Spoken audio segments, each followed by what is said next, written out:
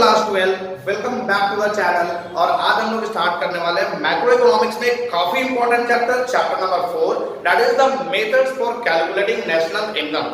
देखो first chapter आपने complete कर लिया, introduction to macroeconomics. Second chapter भी आपने कंप्लीट कर लिया, सर्कुलर फ्लो ऑफ इनकम, जिसको मैं बोलता हूं the basic concepts of macro economics. And third chapter is aggregate, related aggregate. अब जो मुझे फोर्थ चैप्टर कंप्लीट करना है वो है methods for calculating national income, और काफी इंपॉर्टेंट चैप्टर है, आप इसको अच्छे से समझना।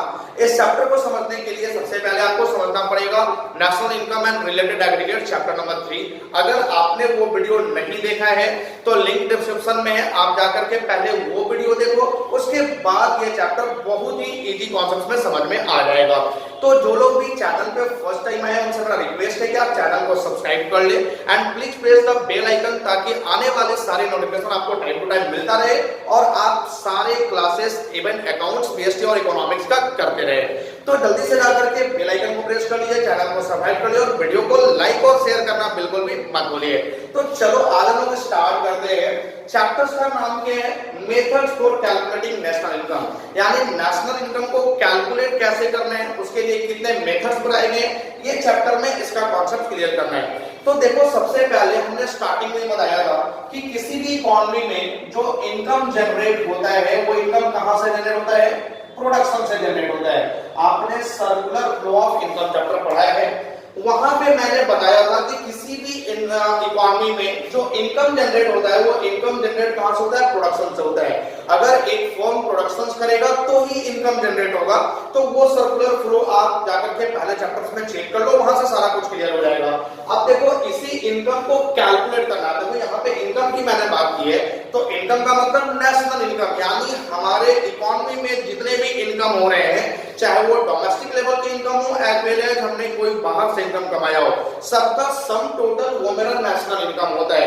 तो नेशनल इनकम को कैलकुलेट करना है, उसके लिए कुछ मेथड्स दिए गए हैं। देखो मेथड्स में मैंने 3 लिखा है, value added method, income method and expenditure method. 3 method है, तीनों ही मेथड से नेशनल इनकम कैलकुलेट करना है, और तीनों ही मेथड से नेशनल इनकम जो आता है वो सेम आता है। बट ये तीनों मेथड्स का अपना खुद का एक वैल्यू है कि वैल्यू एडेड मेथड से आप नेशनल इनकम निकाल रहे हो, उसका अपना खुद का वैल्यू है। इनकम मेथड से नेशनल इनकम निकाल रहे हो, उसका अपना खुद का वैल्यू, और एक्सपेंडिचर मेथड का अपना खुद का वैल्यू है।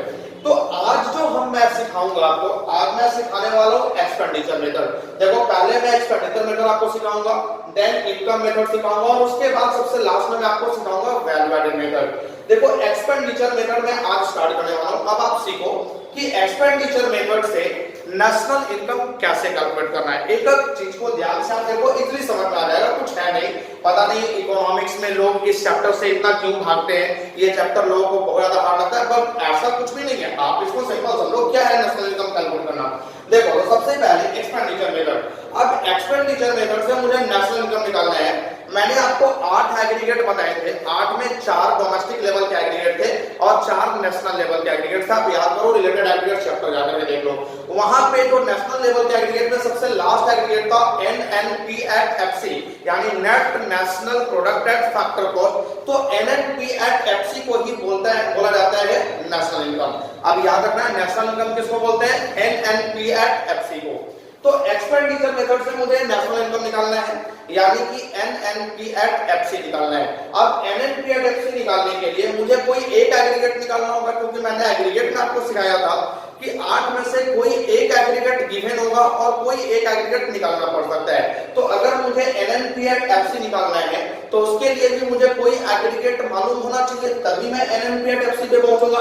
तो जो एग्रीगेट मुझे मालूम होना चाहिए एक्सपेंडिचर मेथड में वो है जीडीपी एट एमपी। याद रखना, इसको मैं बोलता हूं the outcome of expenditure method, यानी एक्सपेंडिचर मेथड का जो आउटकम होता है वो होता है जीडीपी एट एमपी।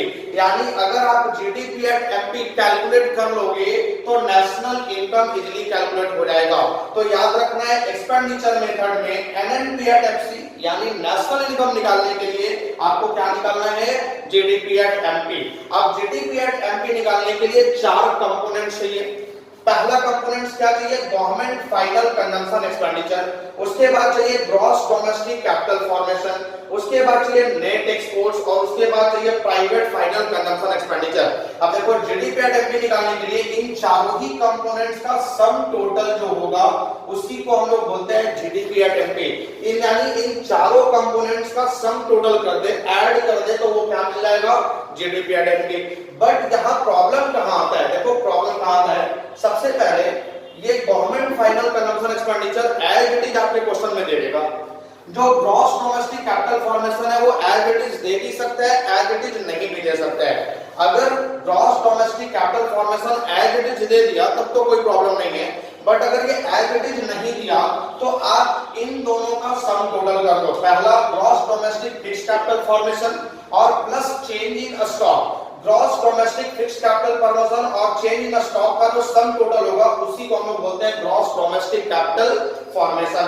अब कभी कभी अगर चेंज इन स्टॉक नहीं देगा तो आपने सिखाया हुआ है चेंज इन स्टॉक निकालने के लिए closing stock minus opening stock, closing stock में से ओपनिंग स्टॉक को डिडक्ट कर देंगे, निकल जाएगा चेंज इन स्टॉक, और ये दोनों का जो सम टोटल होगा वही होगा ग्रॉस डोमेस्टिक कैपिटल फॉर्मेशन। यानी अगर ये नहीं देगा तो ये दोनों आपके क्वेश्चन में दिया हुआ रहेगा, या हो सकता है कि दोनों में से कोई एक ही दिया हुआ है तो वही हमारा ग्रॉस डोमेस्टिक कैपिटल फॉर्मेशन हो जाएगा। उसके बाद नेट एक्सपोर्ट, अगर net export as it is देगा, जैसे यहाँ पे नेट एक्सपोर्ट दिया हुआ है वो मैं भी आपको आगे बताऊंगा, अगर एज इट इज ये नहीं दिया होगा तो फिर उस केस में एक्सपोर्ट माइनस इंपोर्ट करके नेट एक्सपोर्ट निकाल लेना है। Export is denoted by x and import is denoted by m, तो x माइनस एम यानी एक्सपोर्ट माइनस इंपोर्ट कर देंगे तो हम लोग का निकल जाएगा नेट एक्सपोर्ट। और उसके बाद लास्ट होता है प्राइवेट फाइनल कंजम्पशन एक्सपेंडिचर, तो private final consumption expenditure as it is देगा। तो ये चारों का जो सम टोटल होगा वो होगा जीडीपी एट एमपी। अब मुझे निकालना क्या है, एनएनपी एट एफसी। तो देखो यहाँ पे जिन्होंने मेरा एग्रीगेट वाला वीडियो देखा होगा वो समझ जाएंगे कि जीडीपी एट एमपी से एनएनपी एट एफसी पे कैसे जाना है। देखो ये गिवन यानी गिवन नहीं, ये आपने कैलकुलेट किया और ये आपको कैलकुलेट करना है। तो मैंने बताया था कि जिसको कैलकुलेट करना है उसको मैं लेफ्ट साइड में रखूंगा, यानी एनएनपी एट एफसी ये आपको कैलकुलेट करना है, लेफ्ट साइड में मैंने रख दिया। और ये अभी अभी मैंने कैलकुलेट किया है तो इसको मैं रख लूंगा राइट साइड में, जीडीपी एट एमपी ये मैं रख लूंगा राइट साइड में। अब आप बहुत अच्छे से जानते हो कि अगर जीडीपी एट एमपी से एनएनपी एट एफसी पे जाना है तो क्या करना होता है। देखो सबसे पहला फैक्टर जीडीपी एट एमपी से एनएनपी, देखो मैंने पहले बताया था कि चार चीजें होती है एग्रीगेट चैप्टर में, मैंने आपको बताया था कि चार चीजें होती है, चार प्लेसेस से वो 8 एग्रीगेट बनते हैं। तो 1 2 3 और 1 4, 1 2 3 और 1 4, चार प्लेसेस यहाँ पे है। अब आप याद करो एग्रीगेट में आपको बताया था कि कोई भी चीजें जो होती है वो ग्रॉस वैल्यू पे होती है, ग्रॉस वैल्यू पे होती है। अब ग्रॉस वैल्यू पे है, अगर मुझे उसका नेट वैल्यू निकालना है, ग्रॉस वैल्यू पे है और अगर नेट वैल्यू निकालना है तो ग्रॉस वैल्यू में मैं कुछ डिडक्ट करता हूं और वो डिडक्ट करने के बाद आ जाती है मेरी नेट वैल्यू, ये याद करो आप। तो ग्रॉस वैल्यू में मैं क्या डिडक्ट करता हूं, डेप्थ, यानी ग्रॉस वैल्यू में से मैं डेप्रिसिएशन को डिडक्ट कर देता हूं तो मेरी नेट वैल्यू आ जाती है। उसके बाद एक आपका था डोमेस्टिक इनकम, डोमेस्टिक इनकम में मैं कुछ ऐड करता हूं तो मेरा आ जाता है नेशनल इनकम। डोमेस्टिक इनकम में कुछ ऐड करने के बाद क्या निकलता है, नेशनल इनकम। अब देखो डोमेस्टिक इनकम में क्या ऐड करना होता है, एनएफआईए, एनएफआईए को ऐड करने के बाद आ जाता है नेशनल इनकम। एनएफआईए का मतलब net factor income from abroad. Domestic income का मतलब आपको पता ही है कि जो मेरे इंडियन डोमेस्टिक टेरिटरी के अंदर में इनकम हो रहा है, यानी जो मेरे लोकल लेवल की इनकम हुई उसको डोमेस्टिक इनकम। और एनएफआईए का मतलब फैक्टर इनकम फ्रॉम, यानी जो मैंने अदर कंट्री से कमाया है। ये दोनों का जो सम टोटल होगा उसी को नेशनल इनकम बोला जाता है। और एक और क्या था, फैक्टर कॉस्ट। तो फैक्टर कॉस्ट में मैं ऐड कर दूंगा एनआईटी, नेट इनडायरेक्ट टैक्सेस, तो मुझे मिलता है मार्केट प्राइस। यहां से मुझे मिल जाएगा मार्केट प्राइस, यानी फैक्टर कॉस्ट और एनआईटी। एनआईटी का मतलब मैंने आपको बताया था कि जब भी आप किसी भी चीज का प्रोडक्शन करोगे तो उसमें लगने वाला खर्चा फैक्टर कॉस्ट होता है। और जब आप उसको मार्केट में सेल करके जाओगे तो गवर्नमेंट बोलती है कि आपने सोसाइटी का रिसोर्सेस यूज करा है, आपने गवर्नमेंट का रिसोर्सेस यूज करा है, उसके लिए आपको गवर्नमेंट को कुछ टैक्स पे करना पड़ेगा। तो वो tax NIT, net indirect tax होता है। और फैक्टर कॉस्ट में नेट इनडायरेक्ट टैक्स को ऐड करने के बाद क्या मिलता है, मार्केट प्राइस। तो वही चीज को यहाँ पे यूज करना है। और जीडीपी एट एमपी से कहां जाना है, एनएनपी एट एफसी। सबसे पहले देखो ग्रॉस है, ग्रॉस से मुझे जाना है नेट पे। तो ग्रॉस से नेट पे जाने के लिए क्या लिखा, ग्रॉस से नेट पे जाने के लिए डेप्रिसिएशन को माइनस कर दूंगा। उसके बाद डोमेस्टिक से जाना है नेशनल पे, डोमेस्टिक से जाना है नेशनल पे, तो डोमेस्टिक से नेशनल पे जाने के लिए आप NFIA को ऐड कर देते हो, NFIA प्लस हो जाता है, और उसके बाद प्रोडक्ट और प्रोडक्ट तो दोनों में कॉमन है, फिर MP मार्केट प्राइस से जाना है फैक्टर कॉस्ट पे, तो मार्केट प्राइस से फैक्टर कॉस्ट पे अगर जाना है, फैक्टर कॉस्ट से मार्केट प्राइस पे जाने के लिए NIT को मैंने प्लस करा था, तो मार्केट प्राइस से फैक्टर कॉस्ट पे जाने के लिए NIT को क्या करना है, माइनस करना है। तो ये यहाँ पे NNP कैलकुलेट हो जाएगा, यानी GDP से NNP, GDP एट MP से NNP एट FC पे जाने के लिए GDP एट MP में से डेप्रिसिएशन को माइनस, NFIA को प्लस और NIT को माइनस कर देंगे, आ जाएगा NNP एट FC। अब चलो, आई होप कि आपको ये सारा अच्छे से क्लियर है। अब एक एग्जांपल मैं आपको कराता हूँ, वहां से क्लियर हो जाएगा कि नेशनल इनकम कैलकुलेट कैसे करना है। देखो एग्जांपल मैंने यहाँ पे लिखा हुआ है, सबसे पहले government final consumption expenditure, subsidies, indirect taxes, depreciation, net exports, gross domestic fixed capital formation, change in stock, private final consumption expenditure, factor income received from abroad, factor income paid to abroad, इतना कुछ दिया हुआ है। आपको calculate क्या करना है, national income, यानी नेशनल इनकम का मतलब NNP एट FC, ये आपको कैलकुलेट करना है। अब ये एक्सपेंडिचर मेथड का एग्जांपल मैंने लिया है, यहाँ पे मुझे एक्सपेंडिचर मेथड से नेशनल इनकम कैलकुलेट करना है। तो अभी मैंने बताया कि अगर एक्सपेंडिचर मेथड से नेशनल इनकम कैलकुलेट करना है, तो सबसे पहले आपको क्या कैलकुलेट करना है, GDP एट MP, क्योंकि एक्सपेंडिचर मेथड से नेशनल इनकम कैलकुलेट करने का आउटकम होता है GDP एट MP। अब सबसे पहले मैं आपको यहाँ पे कैलकुलेट करके दिखाऊंगा कि GDP एट MP कैसे कैलकुलेट करना है। तो देखो GDP एट MP कैलकुलेट करने के लिए मैंने बताया कि 4 कंपोनेंट्स चाहिए, और ये चारों कंपोनेंट्स का सम टोटल ही होता है GDP एट MP। अब सबसे पहले तो आप ये ढूंढने का कोशिश करो कि ये चारों एज इट इज आपके क्वेश्चन में है या नहीं है। तो देखो सबसे पहला क्या चाहिए, गवर्नमेंट फाइनल कंजम्पशन एक्सपेंडिचर। देखो यहाँ पे मैं लिख देता हूँ शॉर्ट में, आप शॉर्ट में नहीं लिखोगे, गवर्नमेंट फाइनल कंजम्पशन एक्सपेंडिचर। उसके बाद gross domestic capital formation, plus करता हूँ ग्रॉस डोमेस्टिक कैपिटल फॉर्मेशन। उसके बाद नेट एक्सपोर्ट यानी NE, और लास्ट में चाहिए private final consumption expenditure, private final consumption expenditure. ये 4 चीज अगर ऐड नहीं दिया, मैंने शॉर्ट में लिखा है, मैं आपको फिर से बोल के बता रहा हूँ, आप शॉर्ट में नहीं लिखोगे एग्जाम में। GFC का मतलब government final consumption expenditure, GDCF का मतलब gross domestic capital formation, NE का मतलब नेट एक्सपोर्ट्स, और PFC का मतलब प्राइवेट फाइनल कंजम्पशन एक्सपेंडिचर। अब आप ढूंढो कि ये चारों एज इट इज है यानी, तो सबसे पहले government final consumption expenditure as it is दिया हुआ है 800 करोड़। उसके बाद ग्रॉस डोमेस्टिक कैपिटल फॉर्मेशन, तो देखो ग्रॉस डोमेस्टिक कैपिटल फॉर्मेशन अगर डायरेक्ट नहीं दिया हुआ है तो ये 2 चीजें दी हुई रहेंगी, gross domestic fixed capital formation और चेंज इन स्टॉक। आप देखो यहाँ पे कहीं भी gross domestic capital formation direct नहीं दिया हुआ है, लेकिन gross domestic fixed capital formation और चेंज इन स्टॉक ये दोनों दिया हुआ है, तो दोनों को मैं ऐड कर दूंगा, 200 करोड़ और प्लस 80 करोड़, ये ऐड हो गया। उसके बाद चाहिए नेट एक्सपोर्ट, तो नेट एक्सपोर्ट डायरेक्टली आपके क्वेश्चन में दिया हुआ है 150 करोड़, 150 और plus private final consumption expenditure ऊपर डायरेक्टली दिया हुआ है 120 करोड़, ये 120 करोड़। इन सबको ऐड करो तो 800 करोड़ प्लस 280 करोड़ प्लस 150 करोड़ और प्लस 120 करोड़, तो टोटल क्या आएगा 1350 करोड़, यानी 1350 करोड़। अब यहाँ के बाद मैं जाता हूँ सीधा NNP एट FC पे। GDP एट MP मुझे निकालना था नेशनल इनकम कैलकुलेट करने के लिए, तो GDP एट MP तो मेरा निकल गया। अब मुझे क्या निकालना है, नेशनल इनकम। नेशनल इनकम का मतलब NNP एट FC। देखो अब मुझे निकालना है NNP एट FC, तो ये मैं लेफ्ट साइड में रख लूंगा। और अभी अभी मैंने कैलकुलेट किया GDP एट MP, ये मैंने कैलकुलेट किया।